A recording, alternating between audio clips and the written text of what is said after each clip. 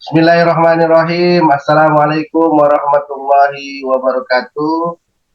Waalaikumsalam. Waalaikumsalam warahmatullahi wabarakatuh. Alhamdulillahi rabbil alamin. Wassalatu wassalamu ala asrafil anbiya'i wal mursalin wa ala alihi wa sahbihi ajma'in. Bersyukur kepada Allah, bersolawat kepada Rasulullah. Mudah-mudahan kita tergolong dari umat yang senantiasa mendapatkan syafaatnya di akhir kelak. Anak-anakku sekalian, apa kabar semuanya? Alhamdulillah. Semuanya sudah sarapan pagi? Wah, Sudah, Pak. Biar supaya semangat, jangan lupa sarapan, biar kuat menghadapi kenyataan ya anak-anakku. Sebelum kita memulai pembelajaran, mari sama-sama kita berdoa. Memintakan doa agar dipimpin oleh Ananda Supriyadi. Coba dibacakan doa sebelum belajar. Ayo Ananda. Ya baik, kita mulai ya. Ya, Bismillahirrahmanirrahim. Rabbi zidni ilman warzuqni fahma waj'alni minas sholihin. Amin. Amin. Untuk meningkatkan semangat jiwa nasionalisme kita, tidak lupa juga kita sebagai bangsa Indonesia yang baik, mari sama kita menyanyikan lagu nasional yang berjudul Satu Nusa Satu Bangsa. Ya, dengan tegak berdiri, gagah, berani kita nyanyikan bersama-sama.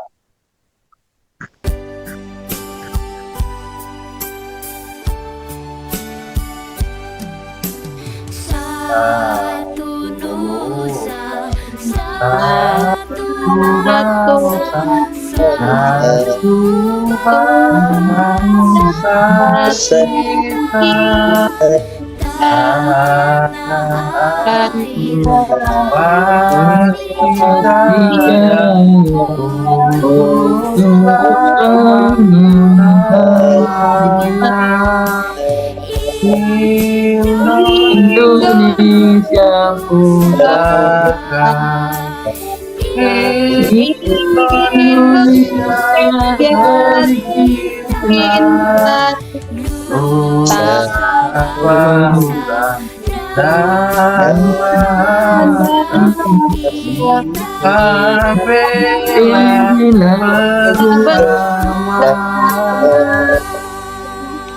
Ya, terima kasih anak-anak sekalian. Mudah-mudahan dengan lagu tadi menambah semangat jiwa nasional Semangat, kita, cinta kepada Indonesia. Merdeka. Merdeka. Ya, anak-anak sekalian, Rika, siapa hari ini yang tidak hadir? Banyak Pak, ada 2. Wina nggak datang Pak. Semalam sakit perut katanya. Dan satu lagi? Satu lagi, siapa ya We? Oh ya, Si Bu Suci ya? Dini, Bu Dini, Pak Dini. Oh ini ya, oke ya. Nanti kita doakan mudah-mudahan anak-anak sekalian yang tidak hadir diberikan kesehatan oleh Allah Subhanahu Wa Taala ya nak. Ya, anak-anak sekalian, sebelum kita memulai pembelajaran, ya saya ingin menyuruh kalian mengamati gambar apa. Wah, ini mungkin ada berkaitan dengan pembelajaran kita pada hari ini. Ada yang bisa menjelaskan ini gambar apa? 2 hero Pak ya? Orang Pak, gambar orang. Gambar orang ini gambar apa ini? Ada ayat-ayat di sini diletakkan. Tulisan surat Al-Alaq Pak. Oh, Al-Alaq ya. Berarti ini ada yang bisa menceritakan tentang apa materi kita hari ini? Berkaitan tentang apa? Ini menceritakan tentang tempat turunnya wahyu pertama Pak ya. Wah, cerdas sekali Sofwan. Anak-anak Sofwan cerdas sekali. Makan apa tadi Pak? Kan lontong sate Pak. Oh, kalau lontong tetap cerdas ya. Ya, berarti ini ada kaitannya dengan pembelajaran kita pada hari ini. Ya, pembelajaran kemarin kita membahas tentang kebudayaan bangsa Arab sebelum Islam. Ya, ada video dari beberapa aspek. Ya, saat ini kita lanjutkan materi kita pada pertemuan yang kedua, yaitu tentang substansi dan strategi dakwah Rasulullah SAW periode Mekah. Ya, oke. Jadi, adapun capaian pembelajarannya, peserta didik mampu menganalisis kebudayaan masyarakat Mekah dan Madinah sebelum Islam, ya, substansi juga strategi dakwah Rasulullah, nah, substansi piagam Madinah, dan faktor-faktor keberhasilan pertemuan. Ini bisa dapat terjadi. Kemudian adapun apa tujuan untuk belajar ini? Tujuan pembelajarannya, peserta didik menganalisis substansi dan strategi dakwah Rasulullah periode Mekah sebagai upaya menguatkan prinsip-prinsip tauhid. Berarti ada kata tauhid di sana, berarti ini berkaitan tentang akidah.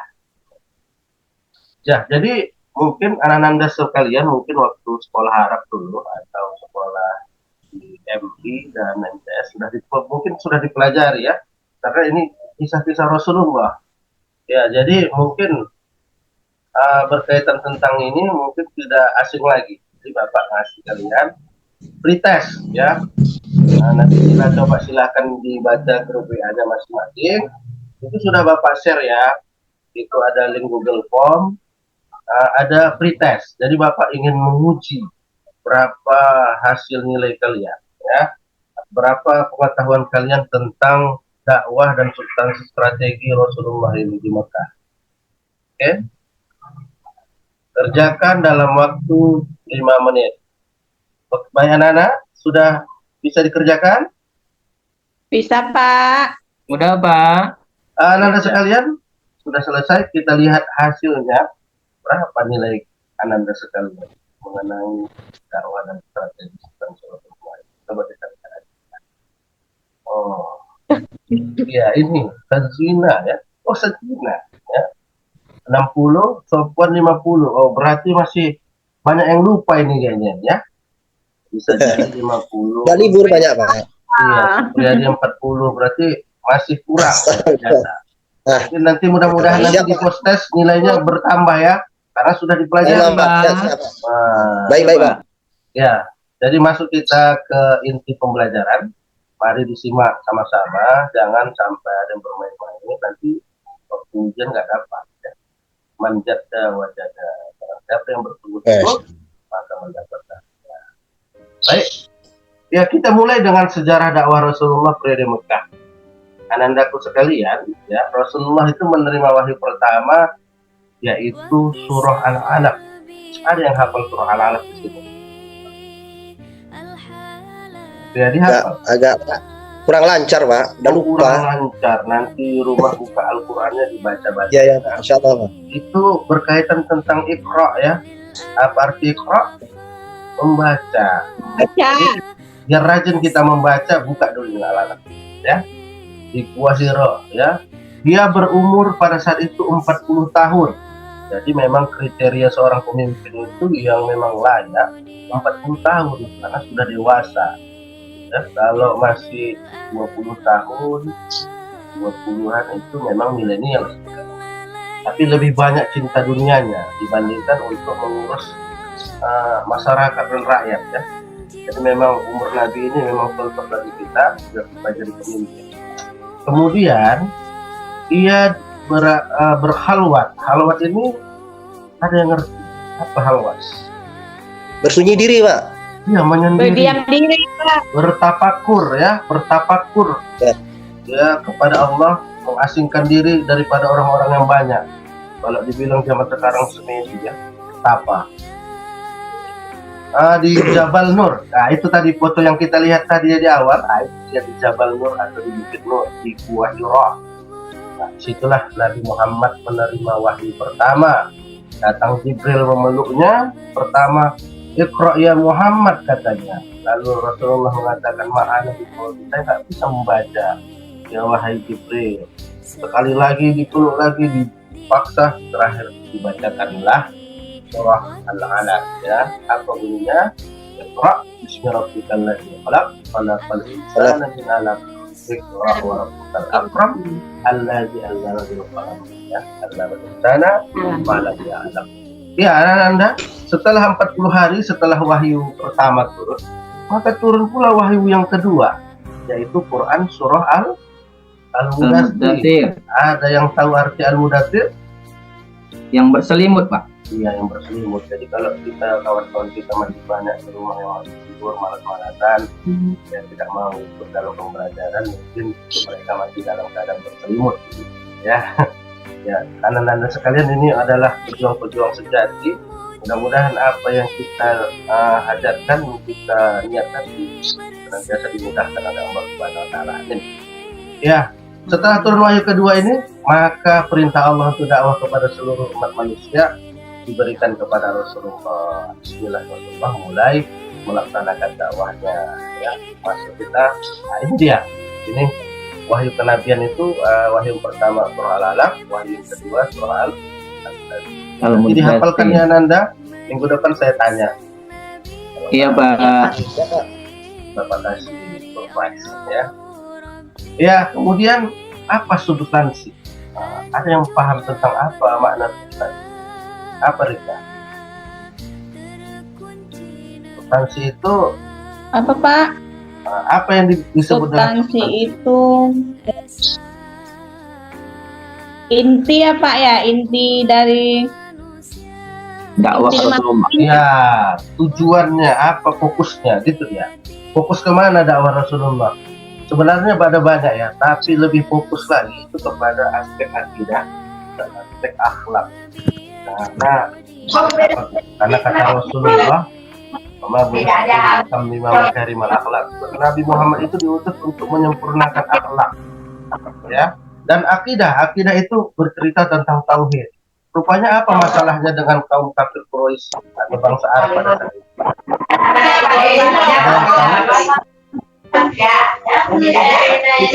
Ya, akidah bangsa Arab pada saat itu, kaum kafir Quraisy, mereka masih menyembah Berhala. ya, membuat patung. Ada lagi Pak. Ya, menyembah malaikat ada juga Pak, menyembah malaikat. Menyembah malaikat, iya. Mereka tidak mengesahkan Allah, ya, tidak mengesahkan Allah Subhanahu wa Ta'ala, ya. Padahal Allah itu adalah Ahad. Allahu Ahad, Qul huwallahu ahad. Katakanlah Allah itu esa, lam yalid wa lam yulad, tidak ada anaknya, tidak beranak dan tidak diperanakan. Jadi zaman dahulu ya, pada masa kaum kafir Quraisy, masa jahiliyah itu banyak kaum kafir Quraisy itu menyembah berhala. Jadi dari sinilah Rasulullah diutus untuk menyempurnakan akidah mereka, tauhid mereka, untuk mengesahkan Allah. Yang kedua, akhlak. Rupanya apa masalah akhlak kaum kafir Quraisy pada saat itu? Ya, akhlaknya bagaimana Ananda Supriyadi, akhlak mereka? Kalau kita lihat baca-baca di buku Pak, akhlaknya sangat hancur Pak. Ya, Banyak ya, minuman keras, Anaknya. perkosaan Pak, dan lain-lain. koordinasi, berjudi, berzina, itulah hal-hal yang perlakuan yang disebut kaum jahiliyah. Sebenarnya mereka orang-orang yang pintar ya, tapi akhlak mereka tercela. Jadi kalau masih ada yang suka lagi mabuk-mabukan, nah itu mungkin bagian dari mereka juga, ya. Ananda sekalian, kita lanjut. Bagaimana strategi ya? Kalau sudah bercerita tentang strategi, itu berarti tentang cara. Ya, rupanya Rasulullah itu tidak serta-merta membawa Islam ini langsung jadi, langsung istilahnya macam laundry, jadi masuk langsung jadi. Laundry itu pakai proses ya, gosok, kasih parfum, dan sudah jadi. Ya, ada dua cara, dua strategi. Yang pertama dakwah sembunyi-sembunyi, kemudian dakwah secara terang-terangan. Nah, sebenarnya sembunyi-sembunyi dan terang-terangan. Oke, dakwah sembunyi-sembunyi itu dimulai sejak turun wahyu kedua, yaitu surah Al-Mudaththir. Al-Mudaththir. Ya. Dilakukan selama 3-4 tahun. Jadi Rasulullah ini berdakwah secara sembunyi-sembunyi selama 3-4 tahun. Padahal Rasulullah itu orang yang sudah dijamin, tapi tetap Allah tunjukkan bahwa beliau itu manusia biasa, sama seperti kita, ya, sebenarnya dia bisa aja meminta kepada Allah, ya Allah, aku mau dakwah secara terang-terangan bisa-bisa saja.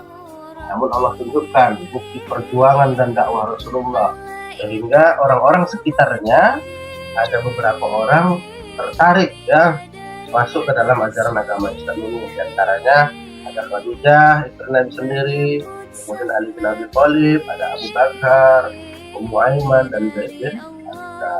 Lalu kemudian berlanjut, masuklah beberapa orang lagi atas ajakan dari Abu Bakar radhiyallahu anhu. Nah, di antaranya ada Abdurrahman bin Auf, Abu Ubaidah, Utsman bin Affan, Zubair bin Awam, Sa'ad bin Abi Waqqas, Arqam bin Abil Arqam. Ya, mereka ini semuanya ya disebut dengan as-sabiqunal Awalun. Ya, apa arti as-sabiqunal awwalun? Orang-orang yang Islam. pertama. Yang pertama. Ya, generasi awal ya. Ya, jadi kita lanjutkan. Nah, kemudian setelah dakwah secara sembunyi-sembunyi, itu dakwah secara terang-terangan. Ya. Setelah beberapa tahun, 3 atau 4 tahun Rasulullah Shallallahu Alaihi Wasallam melakukan dakwah secara sembunyi-sembunyi, turun wahyu Allah yang berikutnya, yaitu Quran Surah Al-Hijr ayat 94, sebagaimana yang berbunyi, A'udzubillahi minasyaitonirrajim, fasda bima tu'mar wa a'rid 'anil musyrikin. Ini perintah Allah kepada Nabi Muhammad. Maka sampaikanlah olehmu secara terang-terangan segala apa yang diperintahkan kepadamu dan berpalinglah dari orang-orang musyrik. Ya. Jadi atas dasar ini maka Nabi Muhammad tidak lagi berdakwah secara sembunyi.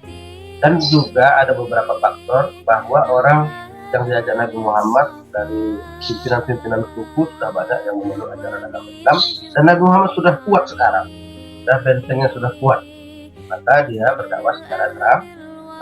Namun ya, walaupun dakwah secara terang-terangan ya, tapi tetap saja hambatan-hambatan yang banyak dialaminya ya, karena maksud satu, kekuatan dia di Mekah itu masih lemah, tidak begitu kuat, dan pengikutnya tidak begitu banyak.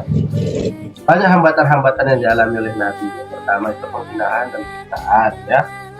Jadi Nabi Muhammad ini dihina, disiksa. Bahkan yang menghina dan menyiksanya itu pamannya sendiri. Ada Abu Lahab, ada Abu Jahal, tidak Abu Jahal.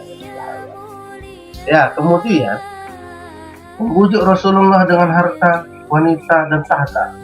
Ya, coba kalau kita sekarang ada yang menawarkan seperti itu, ayo, mungkin kita masih diragukan ya.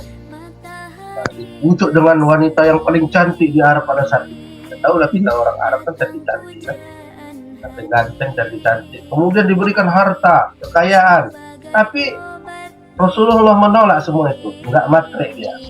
Coba kita kedua kali lah ya kan. Kemudian diasingkan dan diembargo ini oleh kaum kafir Quraisy. Siapa yang diembargo, diasingkan? Kaum muslimin. Ya, memang begitu sedih sangat perjuangan Rasulullah pada saat itu menyalahkan agama Islam. Apa yang membuat kaum kafir Quraisy itu menentang Islam? Nah, ini dia.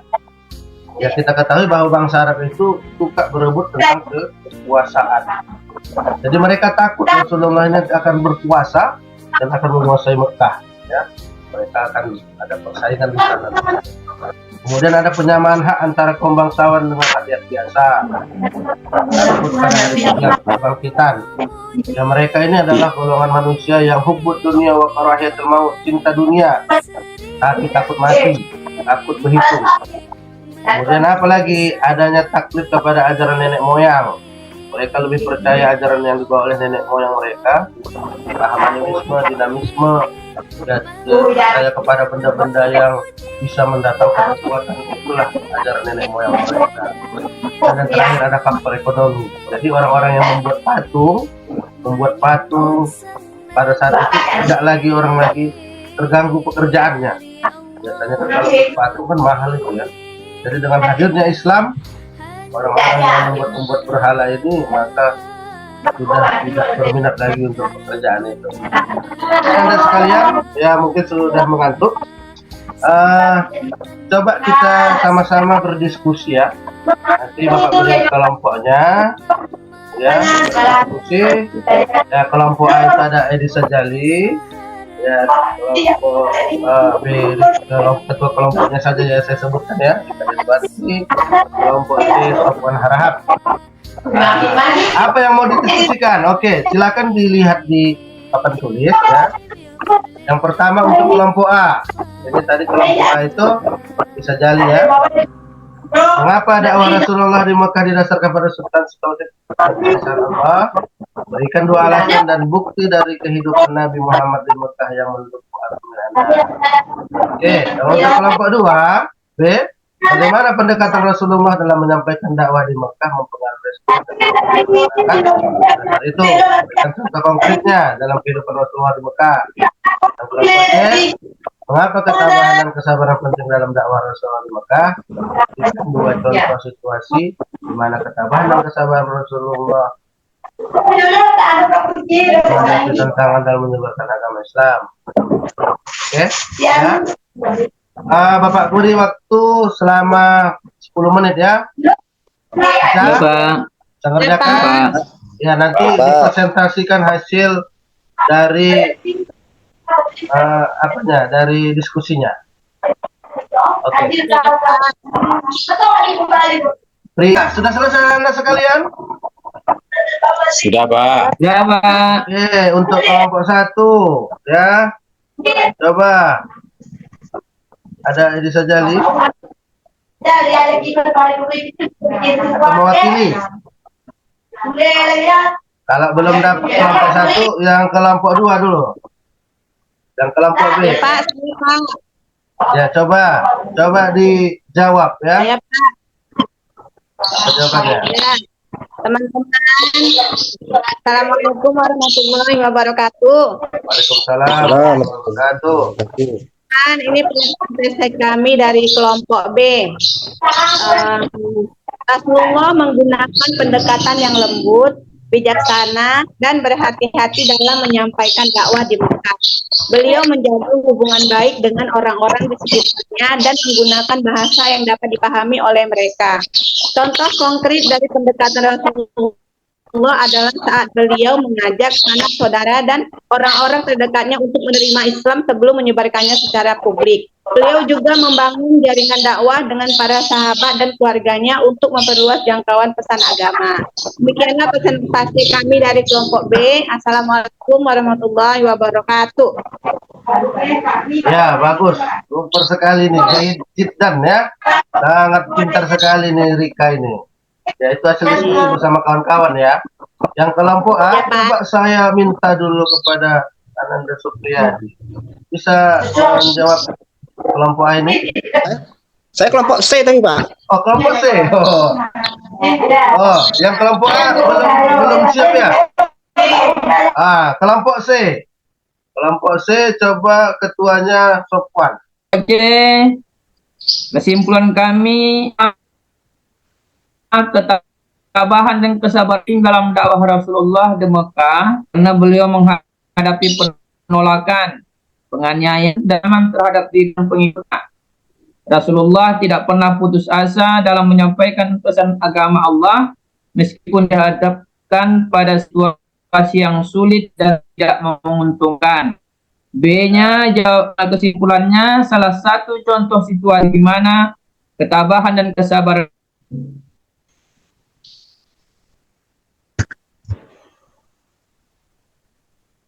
Rasulullah dan pengikutnya harus menahan kelaparan, kesulitan ekonomi, dan isolasi sosial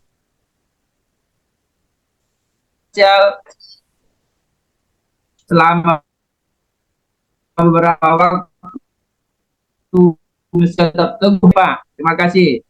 Ya, alhamdulillah. Ya, mungkin sampai di sini aja pembelajaran kita. Beri tepuk tangan yang meriah buat teman-teman yang sudah bisa menjawab. Oke. Ya, anandaku sekalian, adapun hikmah yang dapat diambil dari pembelajaran ini yang pertama, ketabahan dan kesabaran dalam menghadapi tantangan. Yang kedua, tawakal, bergantung sepenuhnya kepada Allah sebagai prinsip yang paling penting. Dan yang ketiga, bahwa menunjukkan akhlak yang baik dan luhur. Keempat, hikmah yang bisa kita ambil yaitu menggunakan hikmah dan pendekatan yang bijaksana. Yang kelima, menekankan kesederhanaan dan tidak bergantung pada materialisme. Yang keenam, membangun persaudaraan dan komunitas yang kuat. Dan yang terakhir, yang ketujuh, menjadi teladan dan memberikan pengaruh yang positif. Jadi Anda sekalian, hikmah-hikmah ini dapat memberikan inspirasi dalam menjalani kehidupan kita sehari-hari dan menyebarkan ajaran agama Islam dengan baik. Ya. Sekian pembelajaran kita pada hari ini, mudah-mudahan dapat bermanfaat. Billahi taufiq wal hidayah. Assalamualaikum warahmatullahi wabarakatuh. Waalaikumsalam warahmatullahi Waalaikumsalam warahmatullahi wabarakatuh.